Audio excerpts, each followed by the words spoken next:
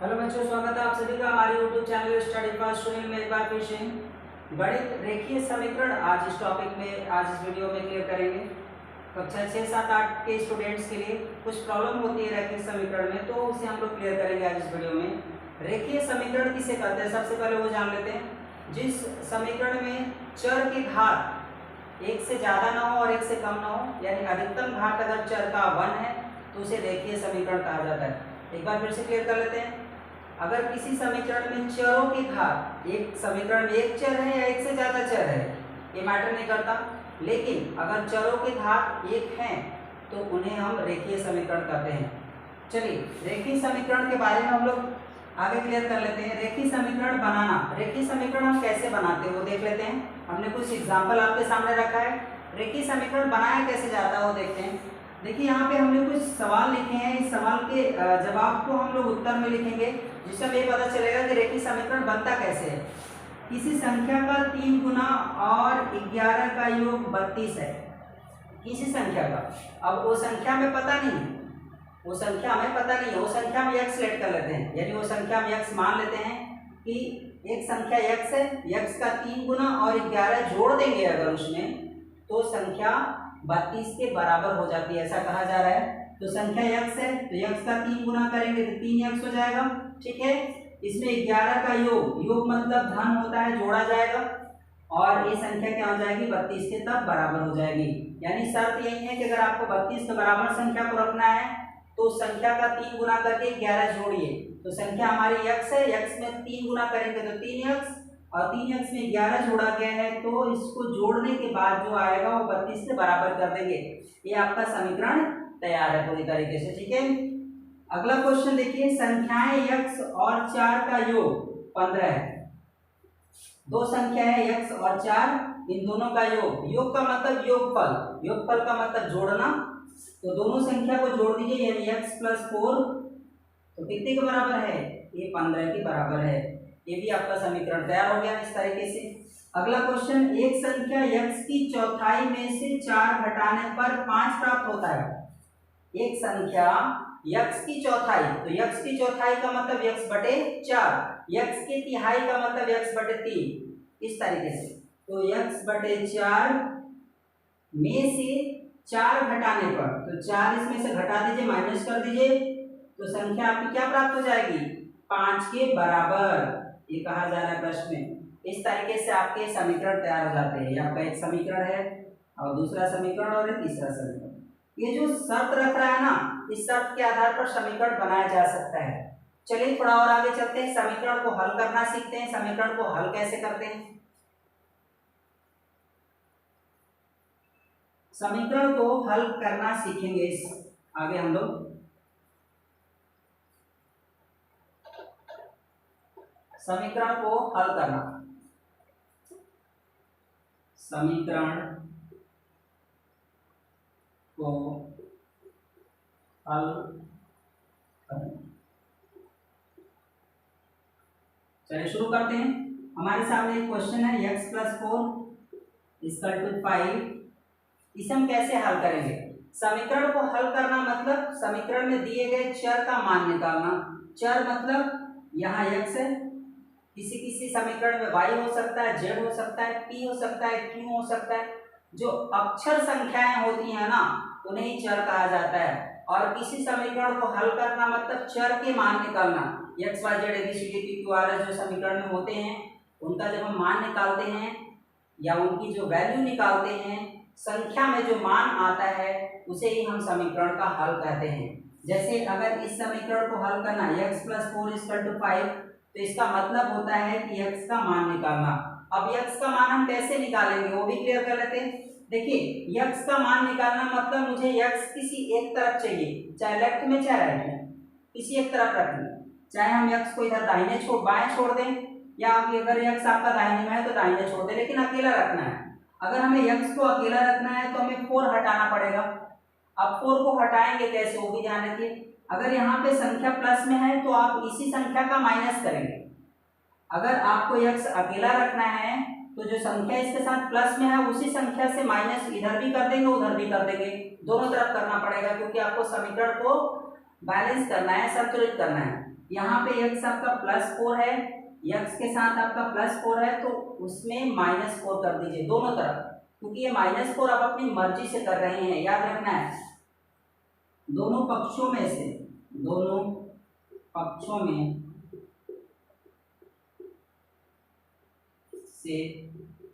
4 घटाने पर 4 घटा दीजिए, तो इधर भी 4 घटा दीजिए और इधर भी 4 घटा दीजिए। दाहिने पक्ष और बाएं पक्ष दोनों में से 4 घटा दीजिए, ये कट जाएगा और इधर 5 में से 4 माइनस हो जाएगा तो 1 बचेगा। लीजिए आपका उत्तर आ जाता है x = 1। इसे समीकरण का हल करते हैं। यानी एक बात आपको बहुत अच्छे से समझ में आ गई होगी कि x हो चाहे y हो चाहे z हो चाहे p q r जो भी चर संख्याएं हैं, अगर उनका मान निकालना है तो उनके साथ जो संख्या प्लस में है उसी संख्या से माइनस दोनों तरफ कर देंगे, और अगर संख्या माइनस में है तो उसी संख्या से प्लस दोनों तरफ कर देंगे, ताकि समीकरण भी संतुलित रहे और हमारा सवाल भी हल हो सके। ठीक है, कुछ और एग्जांपल देख लेते हैं इसमें। जैसे यहाँ पे y + 2 = 7, इस तरीके से अब क्या करेंगे, दोनों तरफ 2 माइनस करेंगे, यहाँ 2 प्लस किया गया है, y के साथ 2 प्लस है तो y को हमें 2 से अलग करना है। अब 2 प्लस में है तो इसी संख्या से दोनों तरफ माइनस कर देंगे। दोनों पक्षों में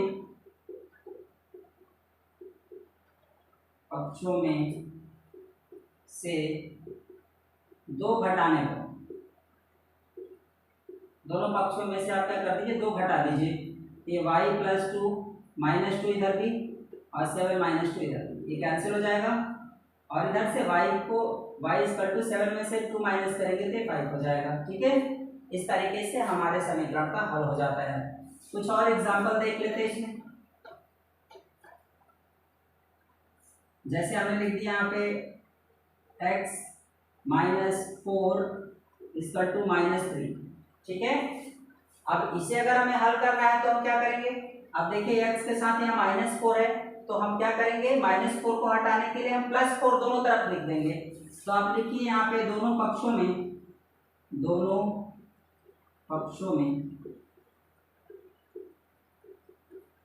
4 जोड़ने पर,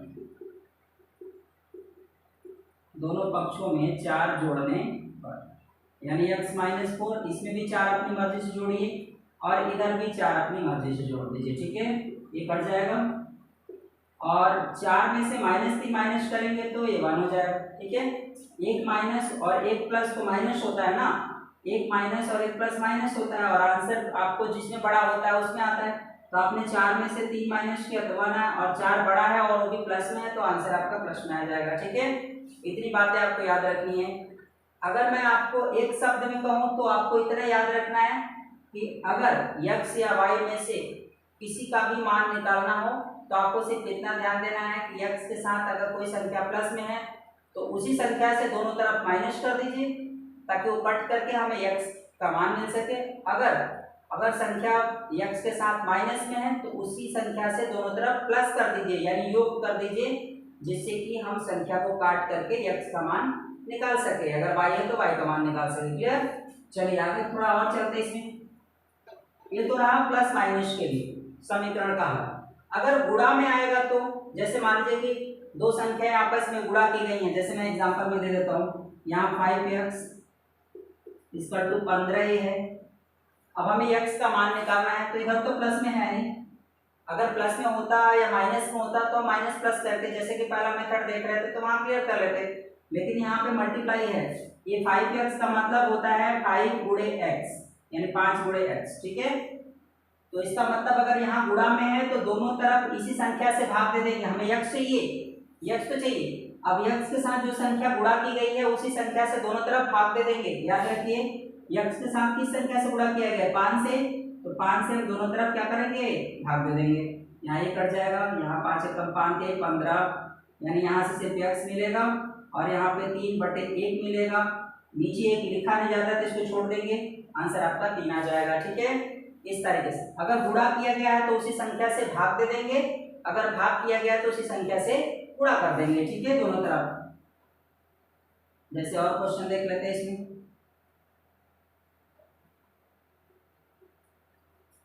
7x इज इक्वल टू 63। अब यहाँ पे देख लेते हैं, यहाँ भी गुणा है तो 7x से दोनों तरफ भाग देंगे। यहाँ लिख दीजिए दोनों पक्षों में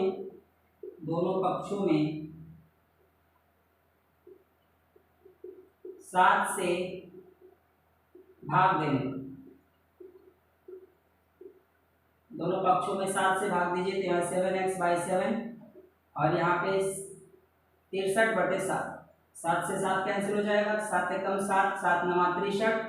x इक्वल टू 9/1 और 1 नीचे लिखा नहीं जाता तो इसको छोड़ देंगे। ये आ गया x की वैल्यू 9 यानी 9। ठीक है, आगे चलते हैं। ये तो रहा गुणा में रहेगा तो उसी संख्या से दोनों तरफ भाग दे करके सॉल्व कर लेंगे, हल कर लेंगे। अगर भाग में है तो क्या करेंगे, जैसे a/5 इज इक्वल टू आपका 25 या 20, कुछ इस तरह से लिख सकते हैं, कोई दिक्कत नहीं है। अब देखिए यहाँ पे बटे में है, ये भाग में है, तो अब क्या करेंगे, इसी संख्या से गुणा कर देंगे। दोनों पक्षों में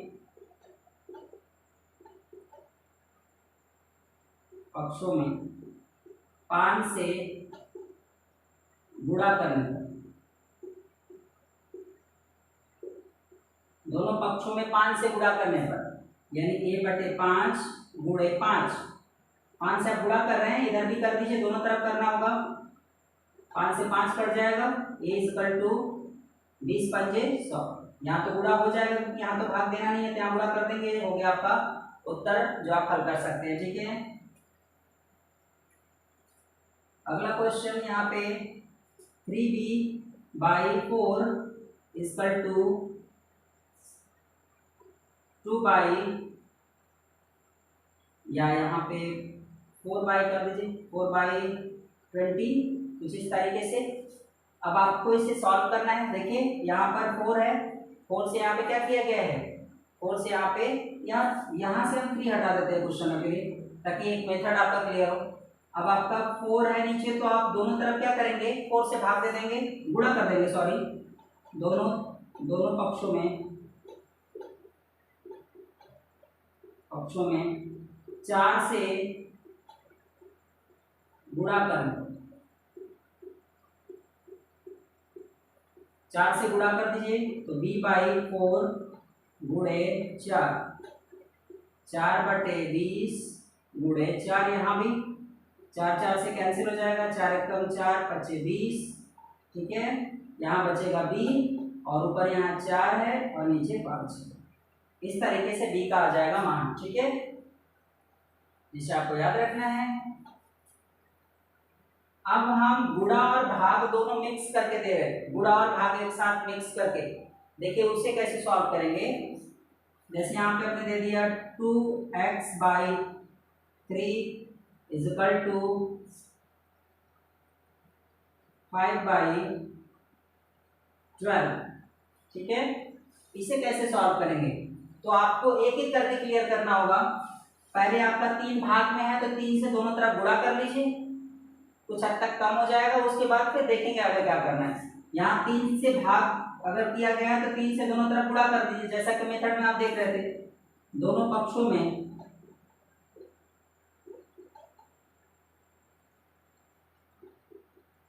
3 से गुणा करने, दोनों पक्षों में 3 से गुणा करने पर तो 2x/3 इंटू 3 इक्वल टू 5/12 गुणे 3। 3 से 3 कैंसिल हो जाएगा, 3 कम 3 चौके 12, कटता है तो बिल्कुल कट करेंगे। यहाँ बचेगा 2x ऊपर जो बच रहा है और यहाँ बचेगा 5/4, सीधे इस तरीके से। लेकिन अभी भी x का मान तो निकला नहीं है क्योंकि यहाँ पे 2 गुणा में है। तो अभी तो आपका भाग था तो हमने गुणा करके कट कर दिया, अब ये गुणा में है तो फिर अब आप भाग देंगे। यानी एक ही सवाल में 2 काम आपको एक साथ करने हैं। पहले भाग दे करके आपने छोटा किया, अब यहाँ पे 2 के साथ x है, x हमें निकालना है तो 2 हटाना पड़ेगा। अब 2 यहाँ पे गुणा में है तो इसी 2 से दोनों तरफ क्या कर देंगे, भाग दे देंगे। ठीक है, तो भाग दिया जाए तो आप लिखिए दोनों पक्षों में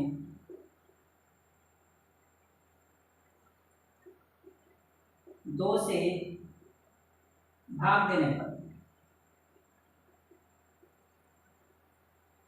दोनों पक्षों में 2 से भाग दे दीजिए तो हमें यक्स आराम से मिल जाएगा। यक्स हमें निकालना है।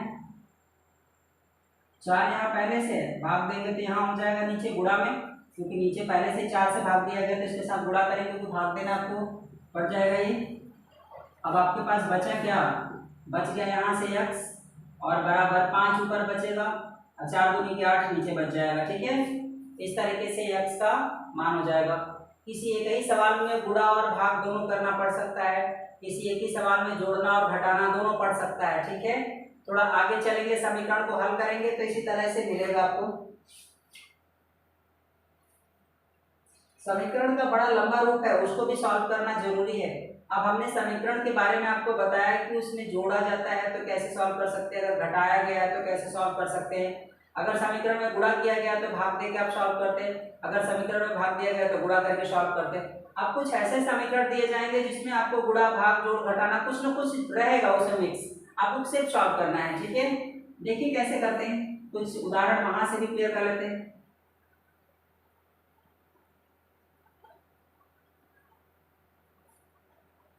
जैसे कुछ उदाहरण यहाँ दिए गए हैं कि आपको देख के समझना है कि करना क्या है। हाँ, लेकिन यही रहेगा कि जोड़ रहेगा, गुणा रहेगा, भाग रहेगा, घटाना रहेगा। समीकरण में एक से ज्यादा कुछ करना हो सकता है, जोड़ना और घटाना दोनों हो सकता है गुणा और भाग हो सकता है भाग और जोड़ घटाना हो, मतलब आपको एक से ज्यादा काम एक ही समीकरण में करना है। जैसे उदाहरण से समझिए 3x - 5 = x + 3। ठीक है, इसको आपको हल करना है। हल करने का मतलब होता है समीकरण में से x का मान निकालना, और समीकरण में से x का मान निकालने के लिए आपको सॉल्व करना पड़ेगा समीकरण को पूरी तरीके से। पहली बात तो हम ये देख रहे हैं कि x हमारे लिए दोनों तरफ है। ठीक है, x हमारे दोनों तरफ है तो किसी एक तरफ x को लाएंगे। अगर x को एक तरफ लाना होगा तो हम छोटा जो x है उसको बड़े वाले x की तरफ ले आएंगे और चिन्हों का ध्यान रखेंगे, ये भी ध्यान रखना है। देखिए x यहाँ पे, यहाँ x है और यहाँ 3x है, तो ये बड़ा होगा ये छोटा होगा, तो हमें इस x को हम इस तरफ लाएंगे और चिन्ह चेंज करेंगे। जब भी बराबर की इस तरफ उस तरफ आता है तो चिन्ह चेंज होता है। ये यहाँ पे प्लस है तो अब इधर आएगा तो क्या हो जाएगा, माइनस हो जाएगा। ठीक है, तो x को आप इधर लाइए और -5 को आप उधर ले जाइए, तो चिन्ह चेंज करते हुए जाना है। अगर माइनस है उस तरफ जाएगा तो प्लस हो जाएगा, और अगर प्लस है तो उस तरफ जाएगा तो माइनस, अगर उस तरफ माइनस है तो इस तरफ आएगा तो प्लस, अगर उस तरफ प्लस है तो इस तरफ आएगा तो माइनस हो जाएगा। ठीक है, चलिए x इस तरफ प्लस है, इधर आएगा तो क्या हो जाएगा, माइनस, तो ये आपका माइनस कर दीजिए। और 5 ये प्लस है उस तरफ जाएगा तो क्या हो जाएगा, इधर माइनस है तो इस तरफ आएगा तो ये प्लस हो जाएगा। ठीक है, और 3 पहले से ही प्लस में है। ठीक है, इसमें से देखिए इसको माइनस कर दीजिए तो आएगा 2x, और यहाँ पे माइनस करेंगे प्लस करेंगे दोनों तो आ जाएगा 8, 5 और 3 8 हो जाएगा। अब आपको x निकालना है तो आप वही काम करिए, 2 से दोनों तरफ भाग दे दीजिए, क्योंकि x आपको चाहिए 2। आपको जो मेथड आपको पीछे बताया गया उसको आप अप्लाई कर सकते हैं, जो फार्मूला जो तरीका आपको पीछे बताया गया है कि कैसे आपको x का मान निकालना है या कैसे x को संख्या से अलग करना है, ये सब चीजें आपको पता है। देखिए 2x के साथ गुणा में है, आपको पता है, तो आप दोनों तरफ इसी 2 से भाग दे दीजिए। ठीक है, दोनों पक्षों में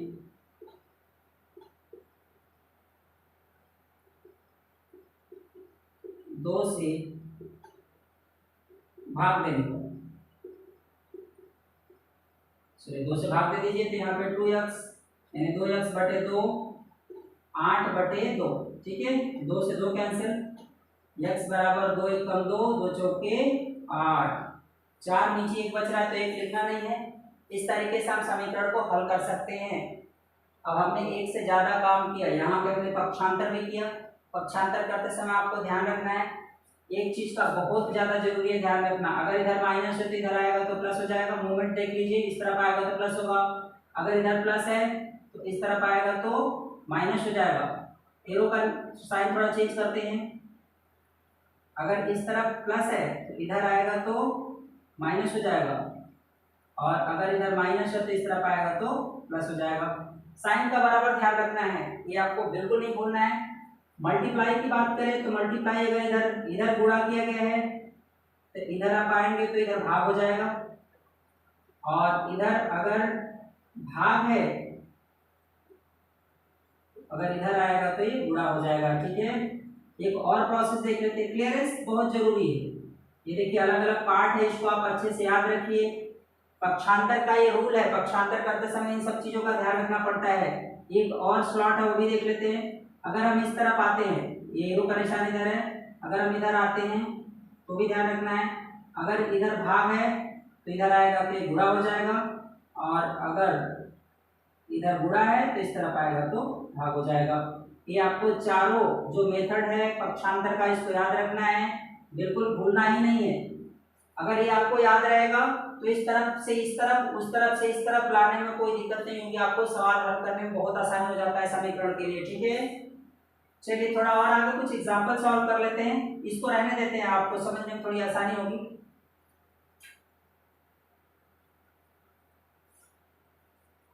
जैसे कुछ सवाल यहाँ पे और भी दिए गए हैं, उसको भी हल करते हैं हम लोग।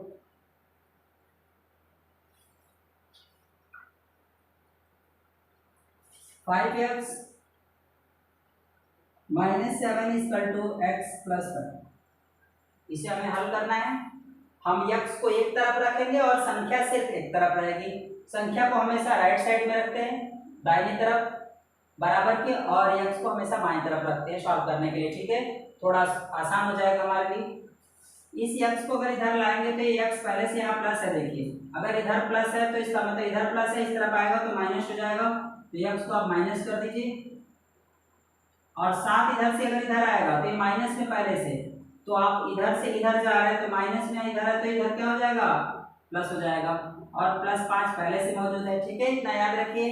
अब इसको आप माइनस कर दीजिए, तो 5x में से x माइनस करेंगे तो ये 4x हो जाएगा, और 7 और 5 जोड़ेंगे तो ये 12 हो जाएगा। ठीक है, अब आपको वही मेथड अप्लाई करना है कि ये संख्या 4 के साथ गुणा में है, 4 के साथ x जो है गुणा में है, तो आप 4 से क्या करेंगे, दोनों तरफ भाग दे देंगे।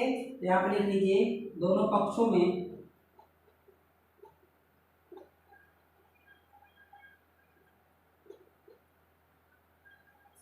4 से भाग देने पर, दोनों पक्षों में क्या कर लीजिए, 4 से भाग दे दीजिए। तो 4x बटे 4 बराबर 12/4, 4 एकम 4, 4 एकम 4 तिहाई 12। x इक्वल टू यहाँ पे 3/1 है, तो 1 नीचे लिखा नहीं जाता तो इसको छोड़ देंगे।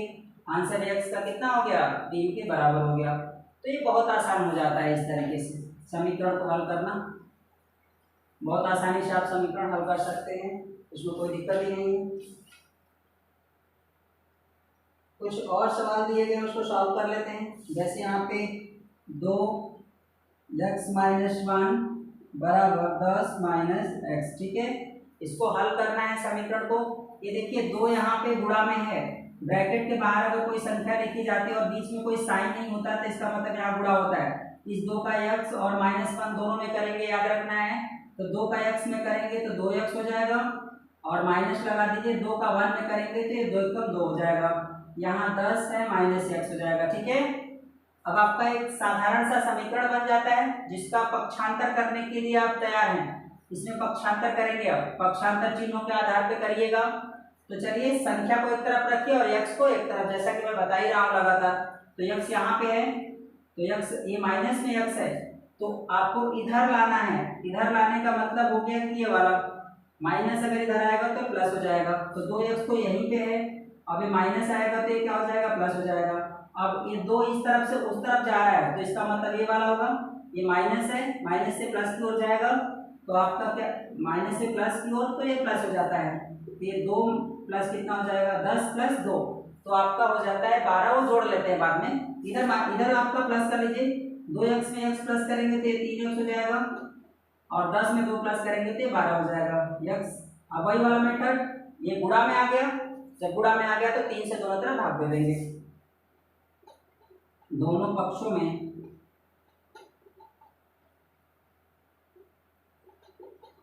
3 से भाग देने पर, चलिए भाग दे दिया जाए 3 से, तो 3x बटे 3 बराबर 12/3, 3 से 3 कैंसिल, यहाँ भी कट जाएगा 4, x बराबर हो जाएगा 4, नीचे 1 है तो लिखना ही नहीं है, ठीक है। इस तरह से समीकरण का हल आप बहुत आसानी से निकाल सकते हैं। इस वीडियो में फिलहाल इतना ही। आप समीकरण को हल करिए, घर पे बुक उठा लीजिए, वहां से समीकरण बहुत सारे मिल जाएंगे। इसे हल करके प्रैक्टिस करिए और कमेंट बॉक्स में मुझे अपनी राय भी दीजिए। और वीडियो अगर अच्छा लगा हो तो इसे ज़्यादा से ज़्यादा लोगों में शेयर करें, लाइक करें और वीडियो को सब्सक्राइब करें चैनल को, और साथ ही साथ बेल आइकन्स को जरूर दबाएं ताकि आने वाले वीडियोस के लिए नोटिफिकेशन हम आपको देते रहें। और रेखीय समीकरण इस वीडियोस में हमने आपको बताया, इसे आप घर पर प्रैक्टिस करिए।